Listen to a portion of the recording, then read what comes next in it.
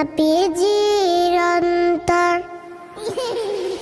চাঁদ বলে আমি নই তুমি নবী সুন্দর, ফুল বলে সুবাসিত নবীজির অন্তর।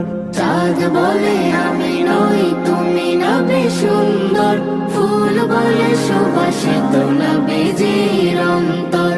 তারাদের দল বলে তুমি সেরা সরবে, মেঘ বলে জল হয়ে প্রিয় তুমি গরবে।